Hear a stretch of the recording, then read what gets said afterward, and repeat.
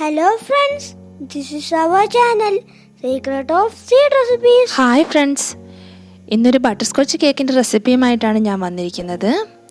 വീഡിയോയിലേക്ക് പോകും മുമ്പ് എൻ്റെ ചാനൽ ഇതുവരെ സബ്സ്ക്രൈബ് ചെയ്യാത്ത ആരെങ്കിലും ഉണ്ടെങ്കിൽ ചാനൽ സബ്സ്ക്രൈബ് ചെയ്യാൻ മറക്കരുത്.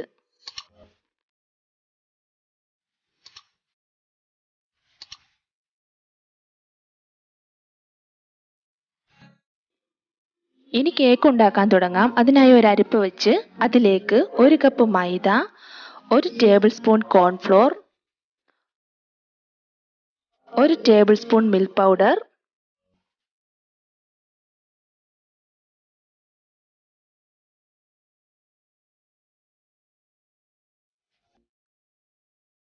1 teaspoon baking powder, 1/4 teaspoon baking സോഡയും ഇട്ട് നല്ലതുപോലെ മിക്സ് ചെയ്തെടുക്കാം.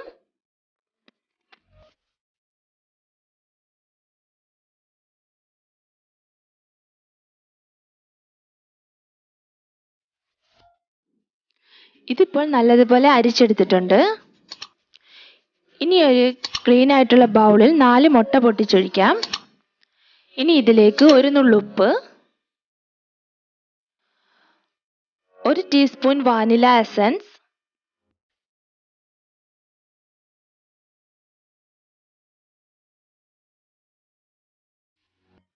1/4 ടീസ്പൂൺ ബട്ടർ എസൻസും ഇട്ട് നല്ലതുപോലെ ബീറ്റ് ചെയ്തെടുക്കാം.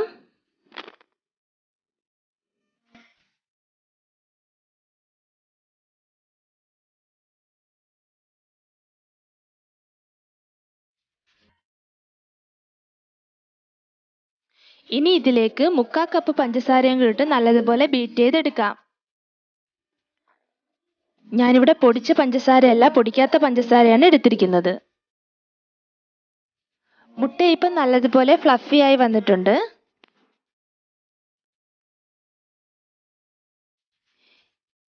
ഇനി ഇതിലേക്ക് 3 ടേബിൾ സ്പൂൺ ഓയിലും കൂടി ഒഴിച്ച് ചെറിയ സ്പീഡിൽ മിക്സ് ചെയ്തെടുക്കാം.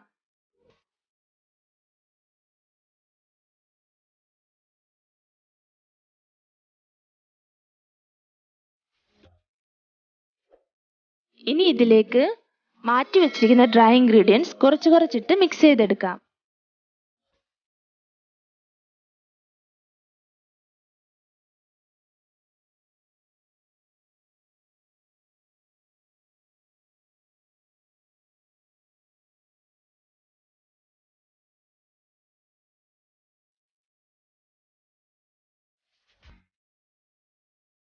ഇനി ബാറ്ററിലേക്ക് 1/4 കപ്പ് പാലും കൂടെ ഒഴിച്ച് നല്ലതുപോലെ മിക്സ് ചെയ്തെടുക്കാം. ബട്ടർ സ്കോച്ച് കേക്ക് ആയതുകൊണ്ട് സ്പോഞ്ചിന് യെല്ലോ കളർ വരാൻ വേണ്ടി യെല്ലോ ഫുഡ് കളർ ആഡ് ചെയ്യാം.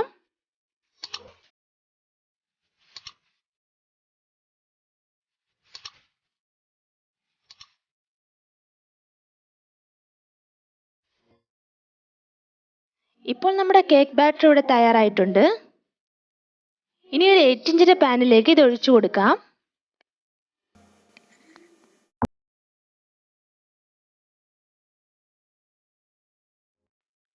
ഇനി ഇത് നല്ലതുപോലെ ടാപ്പ് ചെയ്ത് പ്രീഹീറ്റ് ചെയ്ത് വെച്ചിരിക്കുന്ന ഓവനിലേക്ക് വയ്ക്കാം. ഇപ്പോൾ നമ്മുടെ ബട്ടർ സ്കോച്ച് കേക്കിന്റെ സ്പോഞ്ച് തയ്യാറായിട്ടുണ്ട്. ഇനി ഇത് ഡെക്കറേഷൻ ചെയ്യുന്നത് എങ്ങനെയാണെന്ന് നോക്കാം. ഇനി നമുക്ക് ബട്ടർ സ്കോച്ച് കേക്കിന് വേണ്ടുന്ന പ്രലയൻ തയ്യാറാക്കാം. അതിനായിട്ട് 1/2 കപ്പ് പഞ്ചസാരയിലേക്ക് 1 ടേബിൾ സ്പൂൺ വെള്ളവും കൂടി ഒഴിച്ച് നല്ലതുപോലെ കാരമലൈസ് ചെയ്തെടുക്കാം.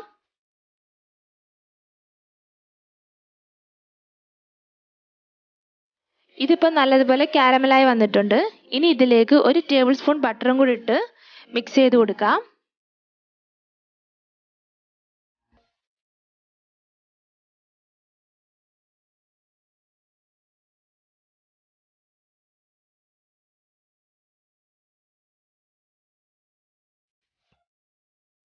ഇനി ഇതിലേക്ക് നട്ട് ഇട്ട് കൊടുക്കാം. ഞാനിവിടെ എടുത്തിരിക്കുന്നത് പീനട്ടാണ്, റോസ്റ്റ് ചെയ്ത പീനട്ടാണ് എടുത്തിരിക്കുന്നത്. അതും കൂടി ഇട്ട് നല്ലതുപോലെ മിക്സ് ചെയ്തെടുക്കാം. ഇനി ഇത് ചൂടോടുകൂടി ഒരു പാത്രത്തിന് മുകളിലേക്ക് ഒഴിച്ചു കൊടുക്കാം. പാത്രത്തിന് മുകളിലായിട്ട് ഓയിലോ ബട്ടറോ സ്പ്രെഡ് ചെയ്യുക, എന്നാലേ ഇത് പെട്ടെന്ന് ഇളകി വരികയുള്ളൂ. ഇനി ഇത് സെറ്റ് ആകുന്നത് വരെ വെയിറ്റ് ചെയ്യാം. കേക്ക് ഇവിടെ നല്ലതുപോലെ ചൂടാറിയതിന് ശേഷം 3 ലെയറായിട്ട് കട്ട് ചെയ്ത് വെച്ചിട്ടുണ്ട്. ഞാൻ വിപ്പിംഗ് ക്രീം ബീറ്റ് ചെയ്ത് വെച്ചിട്ടുണ്ട്. 1.5 കപ്പ് ക്രീമിലേക്ക് മിൽക്ക് മെയ്ഡും പൊടിച്ച പഞ്ചസാരയും കൂടെ മിക്സ് ചെയ്തെടുത്തതാണ്. കേക്കിന് വേണ്ടുന്ന ഷുഗർ സിറപ്പും തയ്യാറാക്കി വെച്ചിട്ടുണ്ട്. ഇതിലേക്കും മിൽക്ക് മെയ്ഡ് ആഡ് ചെയ്തിട്ടുണ്ട്. ഇനി ഒരു കേക്ക് ബോർഡ് എടുത്ത് അതിലേക്ക് ഒരു പീസ് കേക്ക് വെച്ച് ഷുഗർ സിറപ്പ് കൊണ്ട് വെറ്റ് ചെയ്തെടുക്കാം.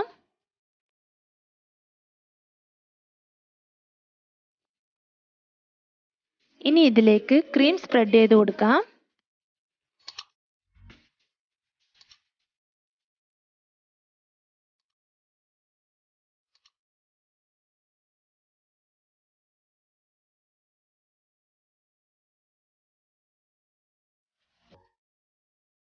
ഇനി ഇത് നല്ലതുപോലെ ഒരു ഐസിങ് നൈഫ് ഉപയോഗിച്ച് സ്പ്രെഡ് ചെയ്തെടുക്കാം. ഞാനിവിടെ ഫില്ലിങ്സിനായി കൊടുക്കുന്നത് ബട്ടർ സ്കോച്ചിന്റെ ക്രഷ് ആണ്. നിങ്ങൾക്ക് വേണമെങ്കിൽ കാരമൽ സോസും കൊടുക്കാവുന്നതാണ്.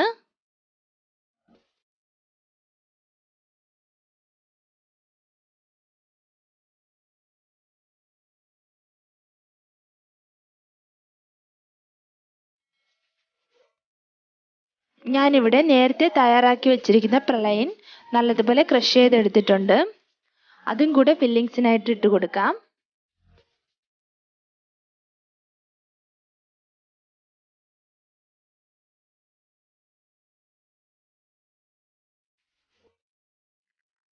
ഇനി ഇതുപോലെ എല്ലാ ലെയറും കംപ്ലീറ്റ് ചെയ്തെടുക്കാം.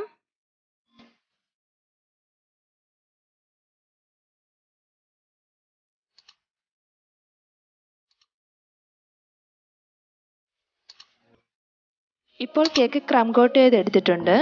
ഇനി ഇത് അരമണിക്കൂർ ഫ്രിഡ്ജിൽ വെച്ച് സെറ്റ് ചെയ്തെടുക്കാം. ഇപ്പോൾ കേക്ക് ഫ്രിഡ്ജിൽ നിന്ന് എടുത്തിട്ടുണ്ട്. ഇനി ഇതിലേക്ക് കട്ടിയിൽ തന്നെ ക്രീം തേച്ച് കൊടുക്കാം.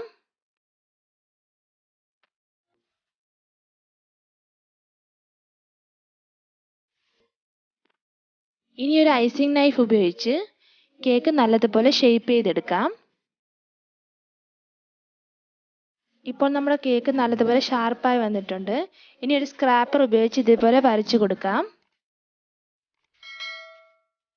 കേക്കിന് ചുറ്റും നിങ്ങൾക്ക് ഇഷ്ടമുള്ള ഡിസൈൻ കൊടുക്കാം. ഞാനിവിടെ സിമ്പിളായിട്ടുള്ളൊരു ഡിസൈനാണ് കൊടുത്തിരിക്കുന്നത്.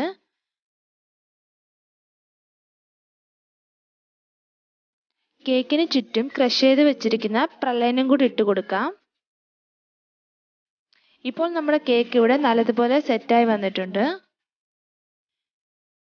ഞാനിവിടെ എല്ലാവർക്കും ചെയ്യത്തക്ക വിധത്തിലുള്ള സിമ്പിൾ ഡെക്കറേഷൻ ആണ് കാണിച്ചിരിക്കുന്നത്.